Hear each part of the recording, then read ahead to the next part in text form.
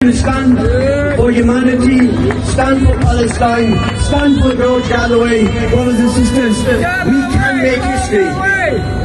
Assalamu alaikum wa rahmatullahi wa barakatuh. I'm truly humbled by so many of the things that have been said here today. Yes, about me and my work over half a century.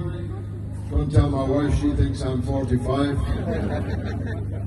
Above all, our brother, the doctor from Gaza, with more names on the back of his flag than you were able to count. The names of his murdered family members in Gaza. And he's here amongst us in Rochdale and on this platform today. We've heard such powerful words about the Palestinian children. All 6 of my children are here today. 3 boys, 3 girls. Several of my grandchildren are here today. It's a big posse, but if you think about it, there are families in Gaza who've had larger families than mine, wiped out in an instant, eviscerated, turned into shreds in front of the eyes of their parents.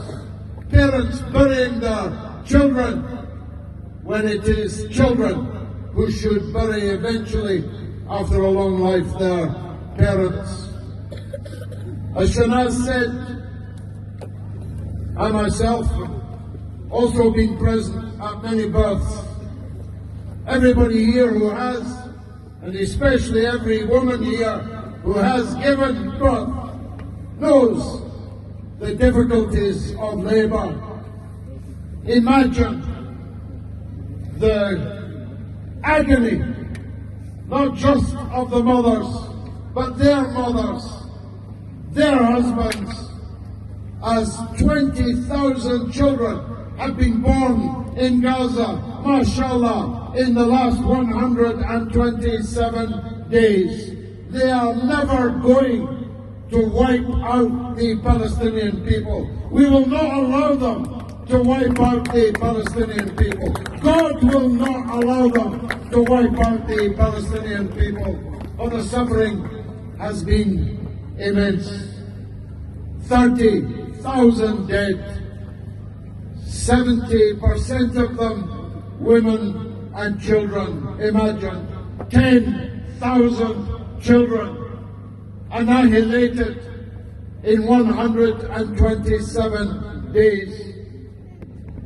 And to add insult to that injury, that ocean of injuries, that ocean of blood, our politicians have been cheering it on from the sidelines, have been apologizing for it, have been explaining it, and above all have been arming it and funding it and voting for it in the United Nations, giving diplomatic, political, and yes, sorry, Brother Shafiq, media support to it,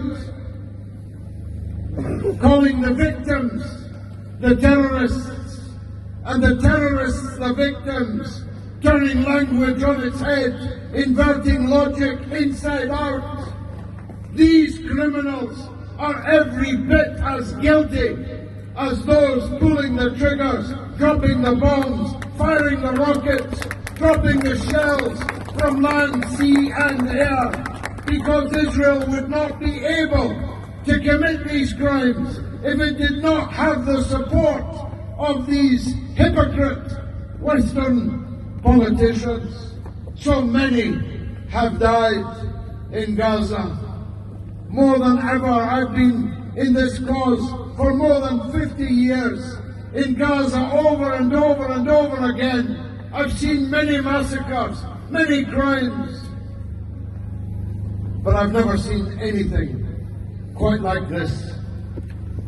And of all the stories We could talk for days about them. The story of little Hind in Gaza is for me the most poignant, not just because I have children exactly her age, who look exactly like her, who wear exactly the same funny ears, who love unicorns just like her,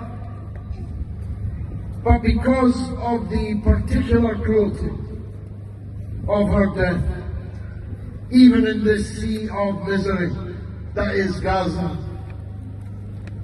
This little girl lived all of her life, every day of her life, under a brutal siege, on the verge of hunger all the time, with no proper medical care all the time, lacking in the material things all the time, all of her life. And she suffered until her very last breath, in a car, with her dead family, on a phone, begging someone to come and rescue her. And two brave ambulance men raced to the site to rescue her. And these criminals didn't just murder her, they murdered them. And for 12 days, Hind lay dead in a car with all of her family, decomposing, dogs and cats eating the bodies of the murdered people of Hind's family.